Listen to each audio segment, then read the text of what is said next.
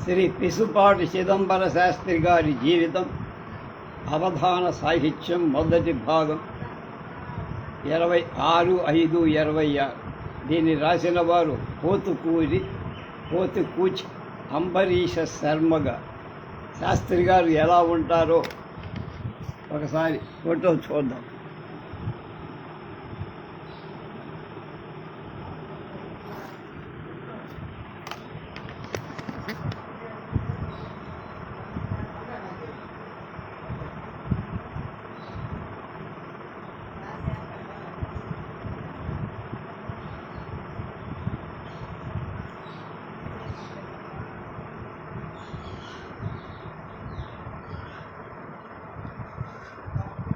పిసుపాటి వంశరత్నం వన చిదంబర సమాక్షమస్మద్భాగ్య పర్వతం కవితాంభోరాస్ లలితం తద్భారము దరచన్ ఘటించన్.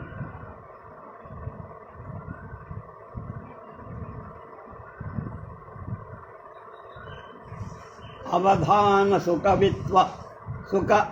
కవిత్వ గోష్ఠరులు వపాయించు శ్లాఘించుదని కవులను పండితులను హరాధిపతులను కైమోడ్పులర్పింప వీర విహారంబు సల్పినావు కవితా రాజ్యంబు నీ సొమ్ముగా. అవనీ చక్రమునందు ఎల్లెడలా మామా నీకు సాష్టాంగము. అంబుజ భవు సతి అన్వహ మైం బీజాకృతి నివస్యమై ఐం బీజాకృతి వశ్యయై తా ప్రత్యక్షంబుగా దర్శనమిడు భాగ్యంబు గడించితివి మామా అంజలులు ఇవిగో. నిలుబోటి కవీశానుడిగని మామాధంజనైతి గాయంతి ఆంధ్రావని సన్నోదమునందెట్. నిన్ను బోలి ధన్యులెవరు నీకు జోహారులు. పెంచిది పెద్ద చేసిది పేరు గలట్టి సుధీవతంసుగా గావించిది సత్కవిత్వ సత్కవిత్వ వనవీధుల ఏగడు త్రోవలెల్ల చూపించి తివి సద్విమర్శముల వృత్తం ఎల్ల ఎరుంగ చెప్పి సభ్యంచిత సద్గురోత్తమ నమోంజనులు ఇయ్యవే నీకు మాతులా అంటే మేనమామ. పోతుకోజి సుబ్రహ్మణ్య శాస్త్రి శిష్య పరమాణువు భాగినేయుడు అని సుబ్రహ్మణ్య శాస్త్రి గారు రాశారు. పరిచయం.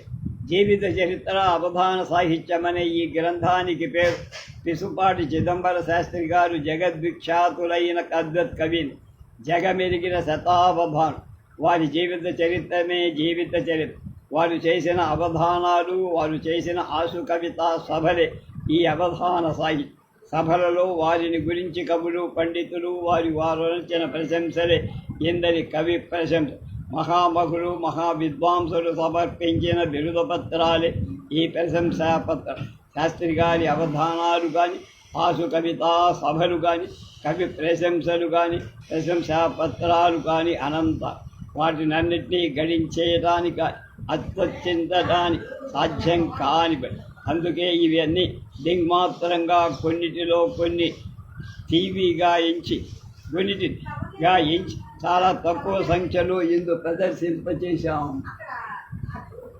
శాస్త్రి గారు ఆసేతు హిమాచల పర్యంతం పర్యటించి తమ కవితా అవధా పదాలలో దశ దేశతలు మారు మోగించారు. ఆంధ్రుల విజయ పతాకాలను నలుమూలలా ప్రతిష్ఠించారు. ఆంధ్రులై మైసూరు దాస్తాన కవులుగా పేరెన్నిక గాంచ. అలాంటి వారు మన దేశ చరిత్రలో వీరొక్కరు. తిరువాన్పూర్ మహారాజా వారు వీరి అవధాన ప్రదర్శనాలకు విస్మయపడి కవి వీరసింహ సువర్ణ కంకణ వీరి హస్తాబ్జాలకు ఇచ్చారు. దర్భాంగ మహీశ్వర్ వీరి ఆసు కవితను పరీక్షించి కావ్య కళానిధి బిరుదునిచ్చారు. కొచ్చిన్, కాశీ, శృంగేరి మొదలైన సంస్థానాలు మహారాజులు జగద్గురు వీరి చేత అవధాన ఆశు కవితా సభ అనేకాలు జరిపించి సువర్ణ దీనారాలతో రాంకవాది బహుకృతంలో వీరి నుంచి తేల్చారు. తెలుగుదేశంలో గద్వాల, పిఠాపురం, దొంతి, వెంకటగిరి, బుబ్బిలి, యజపురం, అన్నవరం మునగు సంస్థానాలు వీరిని బహుముఖంగా గౌరవించి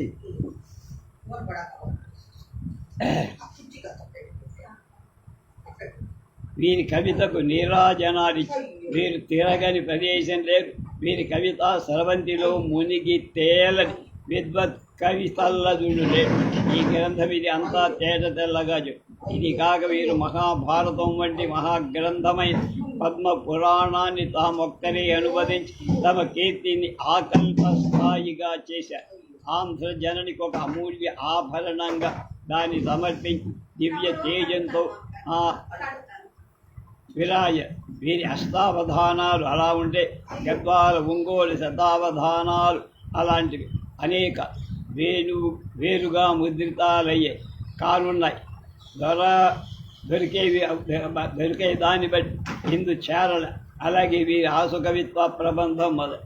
వీరు బాల్యంలో స్వరభి కంపెనీ వారి ప్రేరణలో స్వోపజ్ఞంగా రచించిందే నేడు పల్లె పిల్లల నగరాలు పండిత పామర జంజగా ఆడబడుతున్న రామాంజనేయ నాటకం ముద్రితం. అముద్రితాలైన వీరి రచనటివి సంస్కృత ఆంధ్రాల్లో చాలా.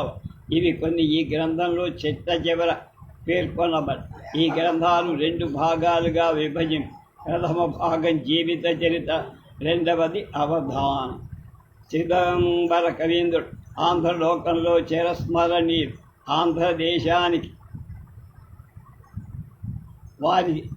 ఆంధ్రదేశం వారికి రుణపడి ఆంధ్రులైన వాళ్ళందరూ వీరి గురించి ఈ గ్రంథాన్ని తగు రీతిగా ప్రోత్సహించి శాస్త్రి పాదుల వాంగ్మయ కొంతవరకు కొంతైనా వెనుకొని తెచ్చిన పుణ్యం కట్టుకోవ.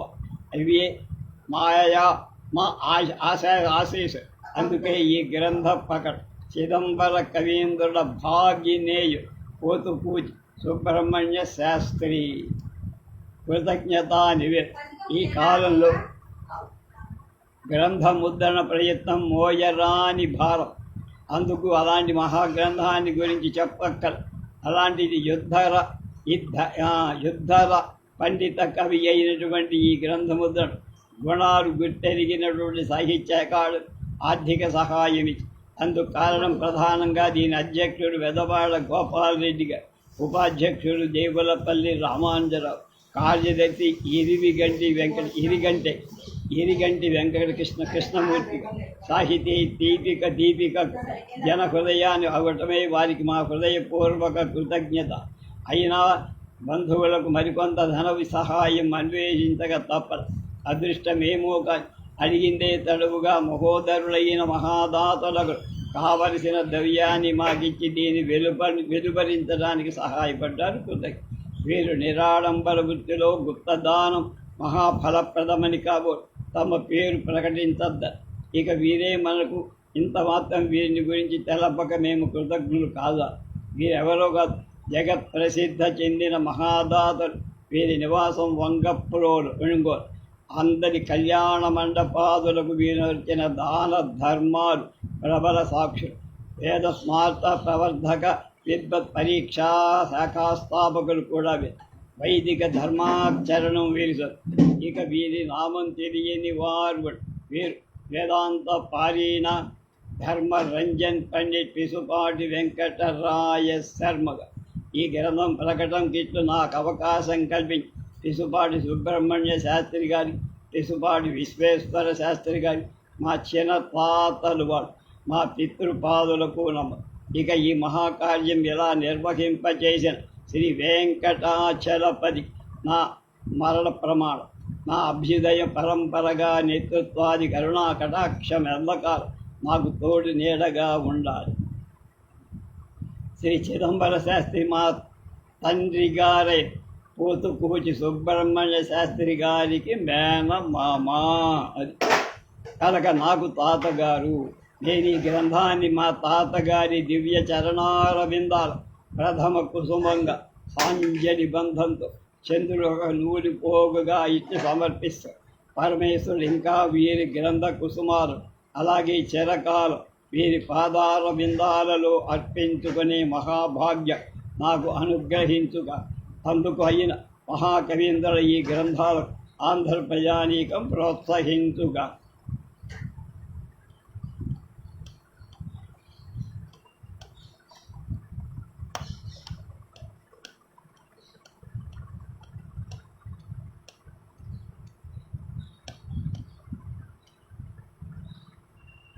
మహీశూర మహారాజాస్థాన విద్వాన్ కావ్య కళానిధి ఆశు కవి కేసరి విద్యాభూషణ శతావధాన్ బ్రహ్మశ్రీ పిసుపాటి చిదంబర శాస్త్రి జీవిత చరిత్ర సంగ్రహం. వంశం ఆంధ్రదేశంలో వెలనాటి బ్రాహ్మణ శాఖ మిక్కిలి పేరు మ్రోసెన్.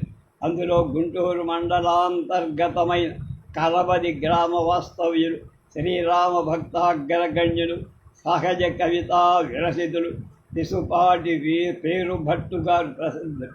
వీరి పుత్రుడు శ్రీరామ రాఘవ లక్ష్మీనారాయణ వెంకటరమణ సీతారామ సుబ్రహ్మణ్య రామధేయులు 6.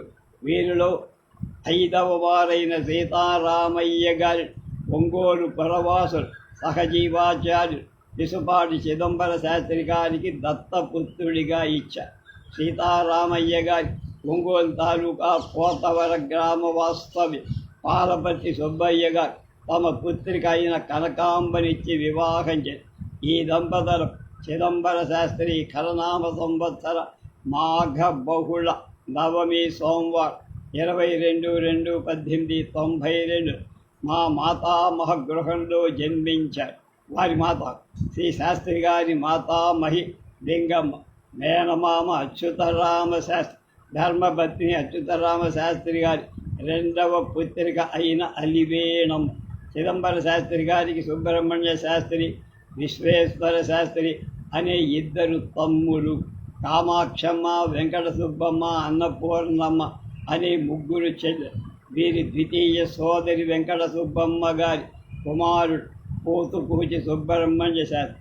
ఈత సోదర భాగిధేయులు 3. వీరి వద్దనే సంస్కృత ఆంధ్ర కావ్య నాటకాలంకార జ్ఞానాన్ని అవధాన శక్తిని ఉభయ భాషా కవితా పాఠవాణి సంప.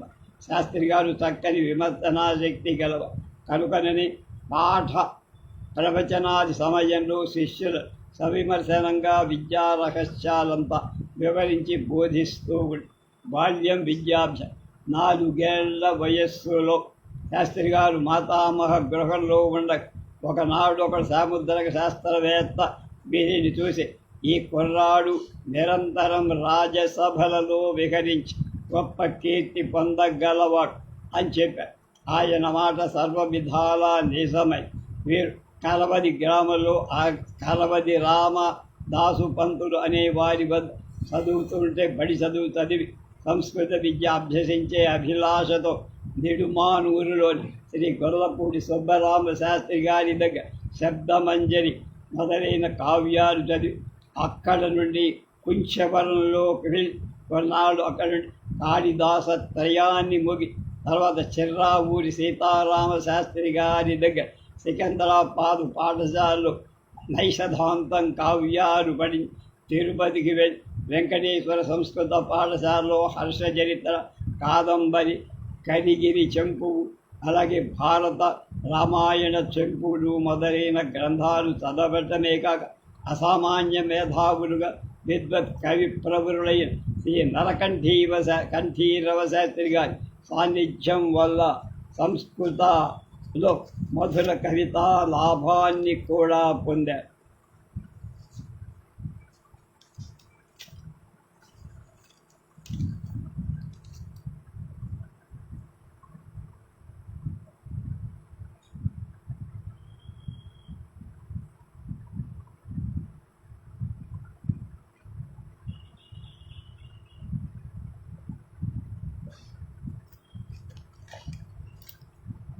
పైగా తర్క వ్యాకరణ సంశాస్త్ర అంబుధి అవగాహుడు, అభినవ కాళిదాస బిరుదాంకితులే శంకర భట్ట శాస్త్రి గారితో మైత్రి.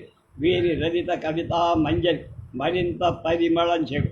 అనారోగ్యంగా ఉండటం చేత అంతలో ఆ చోటు వదిలి గోదావరి మండలంలో ఇందుపల్లికి చేరి అక్కడ ఈలేశ్వరపు రామశాస్త్రి గారి దగ్గర శాకుంతల, మురారి ప్రభృతి నాటకాలు, కువలయానంద, సాహిత్య దర్పణాది అలంకార శాస్త్రాలు చదివి చక్కని సాహిత్యాన్ని అలవరుచుకొని ఆ పైన వ్యాకరణ శాస్త్రాన్ని అభ్యసింపదని ఆగిరిపల్లికి కృష్ణా జిల్లా సంస్కృత పాఠశాలలు వ్యాకరణ ఉపాధ్యాయ శ్రీ జయంతి భగీరథ శాస్త్రి గారి దగ్గర పాణినీయాన్ని అధ్యయనం చేసి అవకాశం ఉన్నప్పుడల్లా పాణినీయమైన శబ్ద విశేషాలు ప్రయోగిస్తూ సంస్కృతంలో నిక్కిలి వేగంగా మంచి కవిత్వం అల్లేటు. ఆ సమయంలోనే వేలూరి శివరామ శాస్త్రి గారు కూడా అక్కడ వ్యాకరణ శాస్త్రం అధ్యయనం చేశారు.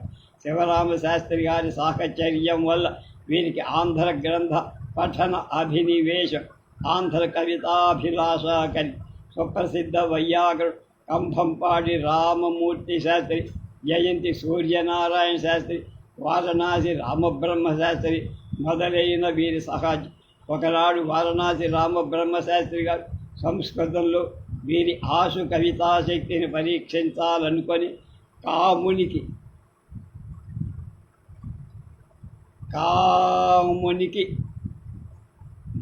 విరాగుల సంభాషణ రూపమైన ఒక శతకాన్ని సుఖరంభా సంవాదం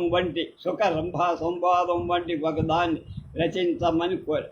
అలాగేని శాస్త్రి గారు అప్పుడే ప్రారంభించి శతకం వ్రాసి తమ గురువులు సహాధ్యాయులు అయిన సమక్షంలో మర్నాడు వినిపించి వారి మెప్పును పొంది అందరిలోని స్థాళీపురాకంగా కొన్ని పద్మాస్తు శారద కళానిధి పూర్ణబింబం యకారిహాసనవదనం వదనం సరోగ యువానసి పశ్యతి నేవమతి పురస్తా దిక్ సస్య దైవిద మజాగళస్తవాభం కాలేజ భస్మిత మనోభవ అక్షియస్య మత్స్యస్య మస్తేన కళాభినిధాసమామి విభాతి తం యో న పశ్యతి తదేకమనా సమాధౌ దిక్ తస్య అల కస్తూరికాతిరకశోభితఫాలభాగం నాగే గంగేయరత్నమయ భూషణభూషితాంగి నోయస్తదా స్మరితాం భువి కంబుకంఠీం దిక్ తస్య. అలాగే విరాగిలు రుద్రాక్షశోభిత గళంచ విహంతి పుండ్రై విభూతి పుండ్రై రజన్ముఖాంబుజమేయమచరిత్రమాన్యం మృత్యుంజయం స్మరతి యో న హృదా సదా దిక్ తస్య. అలాగే యోనాదృశ కాముకేశ్లో యోనాదృశ ప్రవరణ బాణగణం సుజంతి కాంతాం వహన్ వరసిమాలధరం మమేయ యత్థం పదం స్థవరోత్థ సుగాణభవ దిక్ తస్య. అలాగే బ్రహ్మస్వరూపమమలం రసమద్వితీయం పాదుం ప్రయత్నమపి సుతరామకుర్వన్ మోహేన పాది వనితోష్టరసం విగంధం దిక్ తస్య. ఎలాగే ఈ శతకమంతా మనోహర శైలీ భాసురంగా. ఇది శ్రీ తిరుపతి వెంకటేశ్వర కవుల మధుర కవితా సరవతి. ఆంధ్రదేశం అన్ని చోట్ల వెళ్ళి విరుస్తున్న ఆనాడు వీరి అవధానాలు ఆశు కవితాధోరణి సకల ఆంధ్రజన హృదయాలను అవి చూసిన విన్న అనేకులు కవులు అవధానాలు బయలుదేరేవారు. అప్పుడు చిదంబర శాస్త్రి గారు కూడా అయినను కొనకను ఆ కార్యాన్ని సాగించి గడి తేలిన వారు అత్యల్ప సంఖ్యాకులే. అంటే ఆయనతో పోటీ పడిచే శ్రీ తిరుపతి వెంకటేశ్వరుడు కూడా వెళ్ళని ఆంధ్రదేశం మండలాలు అంటే కర్ణాటక కూడా తమ అత్యున్నత అవధాన కౌశలాన్ని ఆశు కవితా నైపుణ్యాన్ని ప్రకటి మహత్తర సత్కారాలు పొందారు. అలాంటి దిగిన ఉత్సాహంతో వాడు పొంది జన్మసిద్ధం పట్టరాదు పట్టి విడువరు పట్టి నేను బిగియ పట్టవలు పట్టి విడుట కంటే పడి చచ్చుటవే అనే కదా వేమన శాస్త్రి గారు తమ వ్యాసంగ శాస్త్రాధిక సమాప్తం కాగానే అవధానం చెయ్యటానికి మొదటి అష్టావధాన గురువు సన్నిధి ఆగిరిపల్లిలో 16/2/1910 తేదీన విజయవంతం చేసి వారి ఆశీర్వాదాన్ని తర్వాత రాజమహేంద్రపుర వాస్తవి ఆదిభట్ట రామ్మూర్తి శాస్త్రి గారి శిష్యులు న్యాయ వేదాంత మంత్రశాస్త్ర ప్రవీష్ణులు అయిన చల్లా సూర్యనారాయణ శాస్త్రి దగ్గర తర్క గ్రంథాలు చదివి పిఠాపురంలో వేదాంత విద్వాంసులు శాస్త్రరత్నాకళ మొదలైనవి బిరుదాంకితులు బెందుకూరి నరసింహ శాస్త్రి గారి వేదాంత శాస్త్రాన్ని అభ్యసి. వేదాంత శాస్త్రం అంటే వీరికి చిన్నతనంలో చాలా మక్కువ కనుకనే అందులో స్వతంత్ర కృషి చేశారు. హెచ్చుగా ఆయన కీర్తి గోదావరి మండలంలో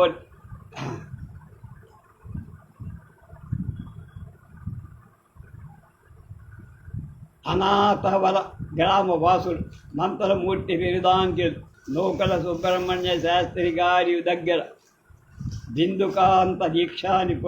పాదుకాంత దీక్ష పొంది కొంతకాలం నిరంతరం మంత్రదీక్షతో గడిపి ఆ సమయంలోనే మంత్ర మహోదరి మంత్ర మహార్ణవు శారదా తిలక పరశురామ కల్పసూత్రాలు మొదలైవి అనేక మంత్రశాస్త్ర గ్రంథాలు ఆమూలాగ్రంగా ఆయన పరిశీలించి కొంతకాలానికి యోగ శాస్త్రంలో కూడా పరిశ్రమ చేశారు. ప్రాణాయామ అష్టాంగ మధ్య అష్టాంగాలు బాగా అభ్యసించారు. మైసూరు రాజ్యసభలో అవధాన విషయం ఈ విధంగా నిరూపించి చిత్తైకాగ్రమి హావభావముదితం దేశే విముక్తేవుగా తత్రౌ తత్సమవాప్యతే సుకృతి కాలే తురీయే తథా అభ్యాసే సతి దేశకాల నియమో న్యస్తాం నిరస్తస్వయం సైషా యోగవిదశ్చిదంబరకవే ఆత్మానుభూతిస్మన్. వీరు అష్టావధానులు, పుష్పాణాంగణం, పురాణ కథం, మిత్రాది ప్రాచీన పద్ధతి కొంతమంది అంతకంటే కష్టమైనటువంటి పద్ధతిని అవలంబి 1920 ప్రాంతంలో ధర్మశాస్త్ర వ్యాసంగాన్ని కోలుకొని కొంతకాలం అనేక ధ్యాక్షత యాజ్ఞవల్క పరాశర స్మృతుల వ్యాఖ్యానం నిర్ణయించింది. వైద్యనాథ దీక్షితాది నిబంధన గ్రంథాలు సమగ్రంగా చదివేశారు. ఆరంభించిన కార్యాన్ని అసమగ్రంగా వదలటం వీరికి అభ్యస్తం కనుక వారి మేధ